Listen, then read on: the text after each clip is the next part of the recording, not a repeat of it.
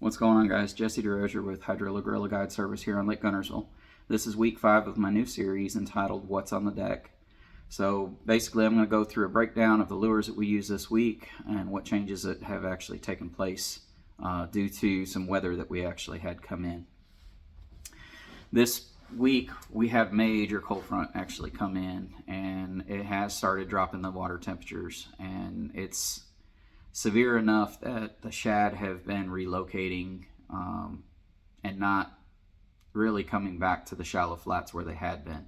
Now that said, they would come back if it were to only last a couple of days, but we're having a prolonged period of cold temperatures, and I believe that what we're going to be seeing is these shad actually migrating out of the creeks and the backs of these pockets and flats, moving into deep water, and probably going to remain there for the rest of the winter. There still will be some that hang around for another week or so, but it's going to be a lot less up there, as well as bass up there with them, as this migration begins to work its way back out of these shallow areas. So this week we had to make some adjustments, and it was basically the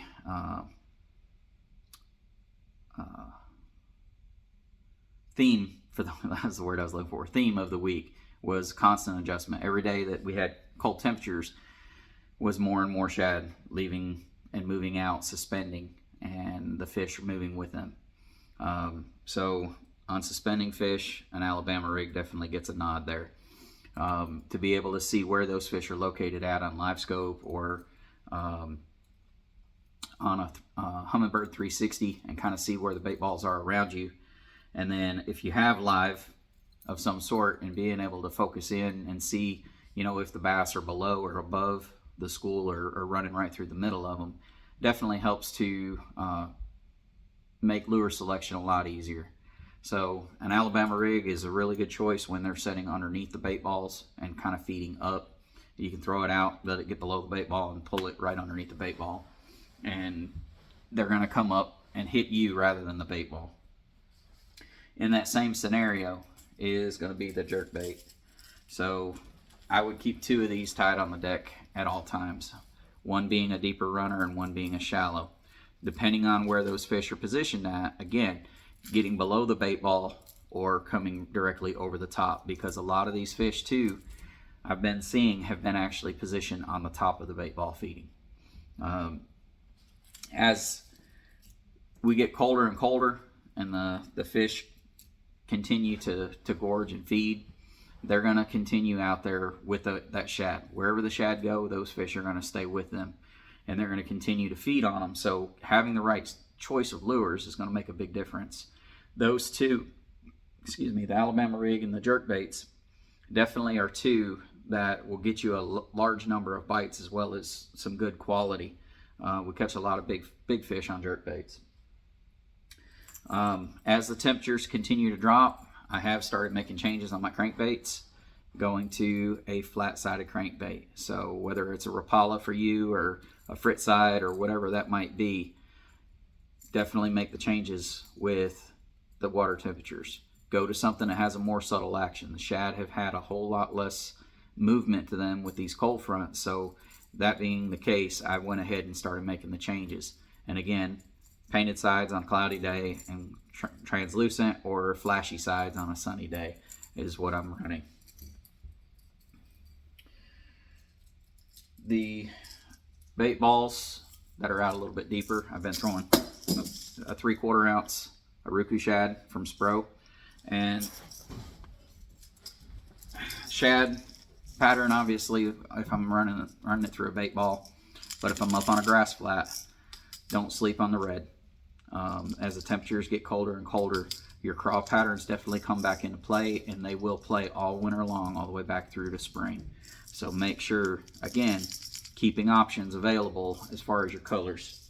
You'll see that in everything that I've got here, I've got 2 options, and that is based on whether I'm fishing grass or out in the open, or if I'm fishing on sunny day versus cloudy day, or if I'm fishing clean water versus stained water. So definitely keep things available, because if it gets cloudy on you, you're going to have to make an adjustment. If it gets sunny on you and you've been fishing in the clouds, you're going to have to make an adjustment. So instead of having to constantly retie, having 2 options on the deck definitely is a good choice. But if you don't have the rods to do that, definitely, make up a little day box if you can, with a couple of quick options that you can just dig in there and grab those out and tie them on really fast. So that's primarily what I've been doing out deep. The grass flats, as I said, a lot of that shad has been leaving, and there are still some bass up there on the shallows. Whether they're waiting for the shad to return in hopes that they'll return, I think it's going to be short-lived, but there were still some up there, just not near the numbers of what had been. For those fish, I'm still running that producer swim bait, that 3.5 with the flashy swimmer. It's a 1/4 ounce flashy swimmer and a 3.5 inch Swiminator from Producer Swim Baits. That's a blue minnow is the primary color that I've been catching them on all fall. I have not even picked up a different color. When they eat it that good, I'm not going to play around with colors. So that one is the only one that I don't have 2 options as far as color. Chatterbaits, same thing on the grass flats. So white, again, cloudy conditions, more translucent sunny conditions, and then either a painted blade or a flashy blade depending on the conditions as well. But chatterbaits are really good all winter long. It's a year-round bait. I don't typically ever leave the house without chatterbaits tied on in my box, so that's something that I will continue to throw throughout the year. I am primarily a shallow water fisherman. I like fishing grass. That's why I moved to Guntersville. So I'm not one to really move out super deep in the wintertime. There's some really big fish that are out deep that are really being caught right now as well. The Mickey rig scoping, I guess, is what guys are doing out there, throwing these big baits and catching some giants out there as well. So that's something as well. If you are into live scope, right now they're chewing out there.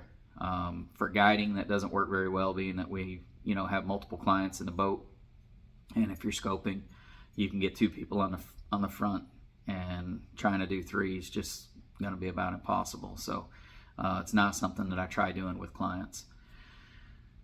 So with the temperature changes going on, things are going to change as far as the baits, for a major change towards winter style baits. Right now, I still would keep a Topwater on the deck all the way up until we probably hit 52 degrees. You're going to continue to see this one. I threw it some this week. The bites were definitely less, but you can still draw a quality bite on a Topwater up on those grass flats or long tapering points, anywhere that these shad are moving around. Right now, you're going to see the bait a lot of times just getting pushed. You're going to see them running across the surface, or just see them on your live scope, but not as many fish actually blowing up out of the water, knocking shad around like you did, a couple weeks previous.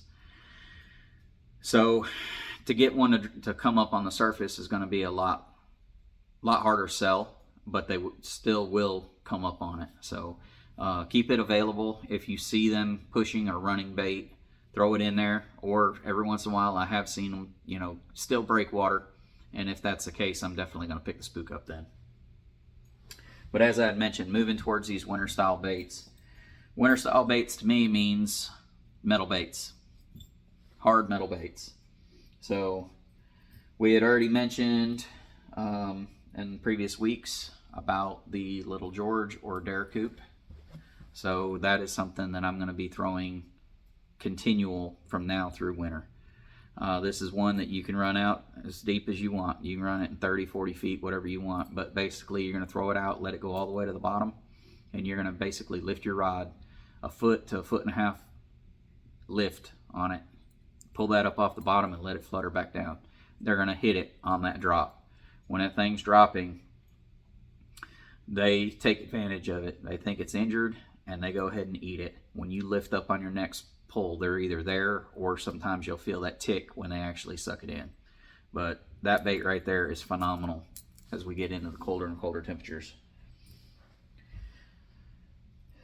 Another one, very similar style presentation. The only difference is how far I lift it up. Is a blade bait. Two different sizes, again, deeper water, shallower water. Basically, this one I'm going to lift 6 inches to a foot. Just basically, just barely, pull it up until you start to feel that thing go thump, thump, thump, and stop it. Let it fall back to the bottom. Again, they're going to hit it on the fall. You feel that tick, reel up and set the hook.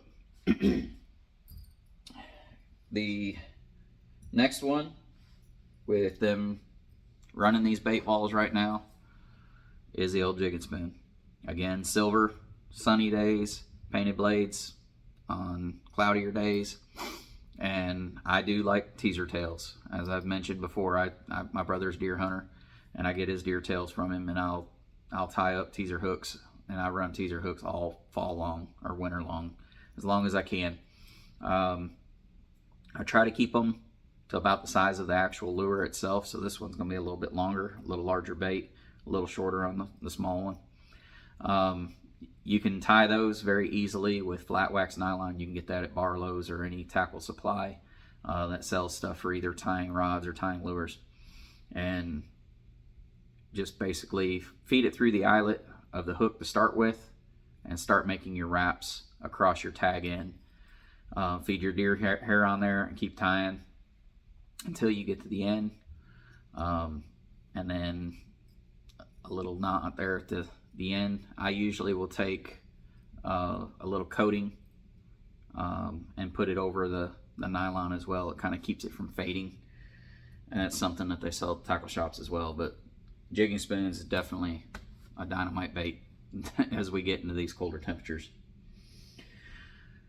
For the fish that are running underneath these bait balls out deep, again, 25, 30 feet, doesn't matter, is taking a little guppy head from Dirty Jigs with like a little 2.8 Kitech right now is a very good choice. And as we get into winter, the size of my swim bait will change. I will upgrade as the bait continues to grow and move out to a lot larger swim baits as winter gets here. But if a cold front hits, again, downsizing can definitely get you a few more bites. But running that basically on the bottom underneath the balls of bait, or if there's a creek channel bend or anything like that where you graph and you see fish pushed completely down on the bottom, that right there is money. I absolutely smoked them last year. I believe it was in December, in a creek channel bend. They were sitting right in the bend and right at the base of the drop where the creek channel came off the ledge, and it was literally cast after cast with that little 2.8 and that guppy head. The very similar presentation to that is going to be an underspin. So just as we were throwing the flashy swimmer earlier up in the shallows, this one's going to be out deeper. I'm going to throw, a lot lighter weight in 10 to 12 foot of water, and then if they're out in 20 plus foot, I'm going to be throwing one that's 3/4 of an ounce to an ounce, be able to get it down and maintain bottom contact. And when I say crawl this thing, I mean crawl it on the bottom. You want to continually feel that thing bumping bottom as you're reeling it. Last but not least is something that I have not thrown much at all in the last couple months probably, is actually a jig. But as we get into winter and they start to move out to these main lake areas, there's no grass out there in these deeper areas, and you've got hard bottom, you've got shell bars, you've got shoals, that type of thing. And there I'm going to basically be taking a finesse jig, throwing it out there, letting it hit bottom, and again crawling it, counting the shell, counting the rocks as you bump along the bottom. Do not bump it with your rod. I'm talking crawl with your reel as slow as you can possibly make yourself retrieve that. And if you can't slow down enough, go to an open face. It's got a slower retrieve, takes up less line per reel turn, and with the wider turn of the handle, you can actually force yourself to slow down a little bit more. But a finesse jig in the wintertime is a really good way to catch these fish. A lot of times these fish are glued to the bottom as these temperatures get colder and colder. So definitely be looking at these lures that are maintaining bottom contact. The jigging spoon can be worked completely on the bottom, or directly underneath a bait ball. Throw it through the bait ball and just kind of fluttering it as it looks like a dying shad coming out of the bait ball. So that one's got a little bit of option as far as the way that you work it. But the Little George, the blade bait, working those on the bottom, the underspin, and the guppy head, working those on the bottom, the jig, working it on the bottom, just crawling these lures down on the bottom as these fish start to want to press down with these colder temperatures. So I hope that helps, guys, and until next week, tight lines.